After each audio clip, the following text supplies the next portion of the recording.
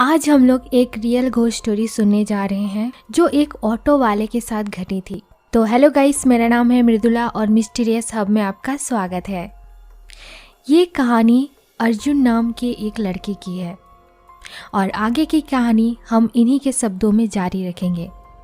नमस्कार, मेरा नाम अर्जुन है और मैं एक ऑटो ड्राइवर हूँ। दिन हो या रात, जब भी मुझे सवारी मिलती है, जहाँ जाने के लिए कहती है, मैं उधर ही जाता हूँ। परंतु एक दिन मेरे साथ ऐसी घटना हुई कि अगर मैं उसको याद भी करता हूँ तो फिर मैं दहल जाता हूँ, क्योंकि वह रात शायद मैं अपनी ज़िंदगी में कभी ना भूल पाऊँगा। लेकिन मैं आज आपको उस दिन का सारा हाल बताऊँगा कि क्या हुआ था मेरे साथ। मैं रोज़ अपने घर से 8:30 या 9 बजे करीबन अपना ऑटो लेकर निकल जाता हूँ, क्योंकि मेरे घर में 2 छोटे बच्चे हैं जो स्कूल जाते हैं। उनको तैयार करने, नाश्ता करवा कर स्कूल भेजने में मुझे थोड़ा समय लग जाता है। मेरी पत्नी घर पर नहीं रहती, वो कहीं और रहती है। इस वजह से मैं रात को बच्चों की वजह से ही घर जल्दी आ जाता हूँ। रात 9 बजे तक अक्सर मैं घर आ जाता हूँ, पर उस दिन मुझे थोड़ा ज़्यादा रात हो गई थी। सवारी को लेकर थोड़ा दूर जाना था, इस वजह से आते आते मुझे लगभग 10:30 बज रहे होंगे। मैंने सोचा अब कहीं रुकना नहीं है, सीधा घर ही जाना है। तो मैं अच्छी तेज़ रफ्तार से ऑटो को चला रहा था, क्योंकि घर भी बहुत दूर था। यहाँ से लगभग 30 किलोमीटर जाना था, इसलिए मैं बहुत तेजी से तो जा रहा था, पर रास्ते में एक बड़ा जंगल भी पड़ता था, जो खतरनाक इसलिए माना जाता था क्योंकि वहाँ हाथी सड़क पर आ जाते थे। उत्तराखंड के पहाड़ों के जंगल में अक्सर ऐसा हो ही जाता है।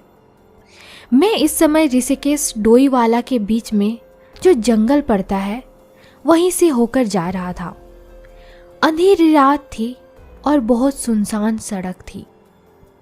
इस समय पर मुझे यही डर था कि कोई जंगली जानवर ना निकल जाए बाहर।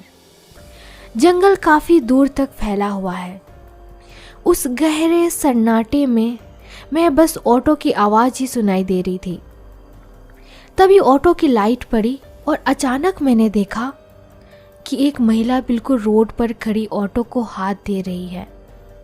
मैंने सोचा कि अंधेरी रात है और यह महिला यहाँ कैसे खड़ी है, लेकिन मेरा मन था कि चाहे कुछ भी हो जाए, लेकिन अब मैं ऑटो नहीं रोकूंगा और किसी भी सवारी को नहीं बिठाऊंगा।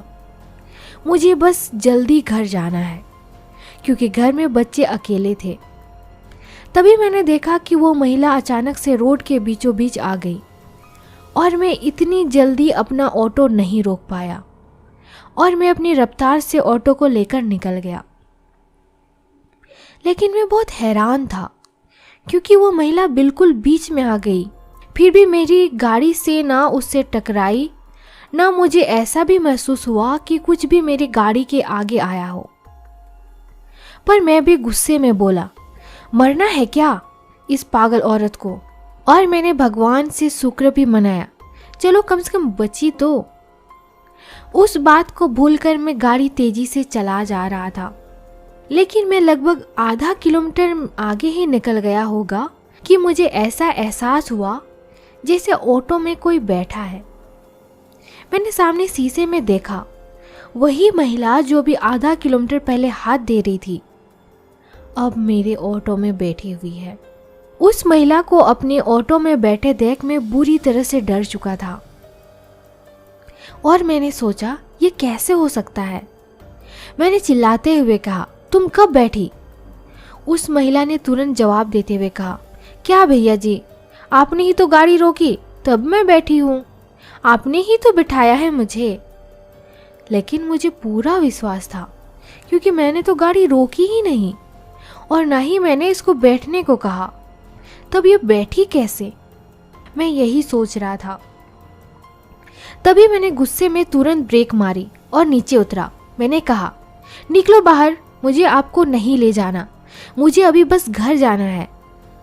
लेकिन उस महिला ने मेरी बात का कोई जवाब नहीं दिया।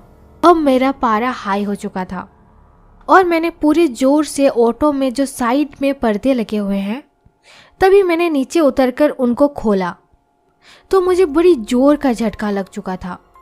मेरी आंखें फटी की फटी रह गई क्योंकि अब वो महिला ऑटो में नहीं थी। मैंने सोचा यह क्या हो रहा है मेरे साथ, ये मुझे कुछ समझ में नहीं आ रहा है। और अब डर के मारे मेरी हालत तो खराब हो ही चुकी थी और उस समय मैं बहुत घबरा गया था। मुझे लगा कहीं यह मेरा कोई वहम तो नहीं, पर ऐसा कैसे हो सकता है। मैंने आज शराब भी ज़्यादा नहीं पी रखी थी। वैसे मैं अक्सर ऑटो चलाने के बाद घर आते समय थोड़ी शराब पी लेता हूँ, पर आज मैंने ज़्यादा नहीं पी थी क्योंकि मुझे वैसे ही आज बहुत देर हो गई थी। और अब इस घटना के बाद मेरा आज दिमाग बहुत ख़राब हो चुका था। पर मैं फिर से किसी तरह गाड़ी में बैठा और गाड़ी को स्टार्ट करके तुरंत चलने में ही भलाई समझी। अब मैंने सोच लिया था चाहे कुछ भी हो जाए, अब मैं गाड़ी नहीं रोकूंगा। और अब मैं गाड़ी को बड़ी तेज स्पीड से भगा रहा था। पर शायद आज मेरी किस्मत खराब थी या फिर होने को कुछ और ही मंजूर था, क्योंकि यह सब बातें भूलकर मैं अब तेजी से निकलना चाहता था। खैर, इतना हादसा हुआ है तो भूलना भी आसान नहीं था, लेकिन मैं फिर भी जल्दी से इस जंगल से बाहर निकलना चाह रहा था। लेकिन तभी मुझे ऐसा लगा कि मुझे किसी ने पीछे से पकड़ लिया हो और मैं थोड़ा सहम सा गया। और मैंने जैसे ही इस बार पीछे मुड़कर देखा तो अब की बार वही महिला फिर मेरे ऑटो में दिखी, लेकिन इस बार उसका चेहरा बड़ा ही भयानक था और खतरनाक भी। उसने मेरी गर्दन पर हाथ रखा हुआ था। उसको देखकर मानो मेरी सांस ही रुक चुकी थी और उसने मुझसे बड़ी भयानक आवाज में कहा, क्यों भैया जी, हमको नहीं ले जाओगे? हमको क्यों नहीं ले जाओगे? चलो कोई बात नहीं, अब हम ले जाएंगे आपको, अब तुम चलोगे मेरे साथ। उस महिला का इतना ही कहना था, मेरे हलक से आवाज भी नहीं निकल पा रही थी। तभी वो महिला पीछे की तरफ बड़ी जोर से खींचने लगी। यह सब देखकर मैं अपने आप को संभाल नहीं पा रहा था। तभी मुझे ऐसा एहसास हुआ कि मेरी गाड़ी किसी चीज से बहुत तेजी से जाकर टकराई और तभी मेरी आंखों के सामने अंधेरा सा हो गया। और जब मुझे होश आया तो मैं पास के ही जोली ग्रांड हॉस्पिटल में था। मेरे सर पर 12 टांके लगे और अंदरूनी चोट भी लगी। मुझे डॉक्टरों ने बताया कि मुझे वन विभाग के पुलिसकर्मी यहाँ पर लेकर आए और उन्होंने यह भी बताया कि मेरी हालत बहुत गंभीर थी और मेरा ऑटो एक पेड़ से जा टकराया था। वो मुझे बेहोशी की हालत में हॉस्पिटल लेकर आए थे। अब मैं ठीक हूँ, लेकिन मैं अब उस हादसे के बाद मैं उस रास्ते से जाने में अभी भी बहुत घबराता हूँ। अगर आपको ये हमारी वीडियो अच्छी लगी तो प्लीज़ हमारे वीडियो को लाइक, शेयर और चैनल को सब्सक्राइब कर दें। Thanks for watching.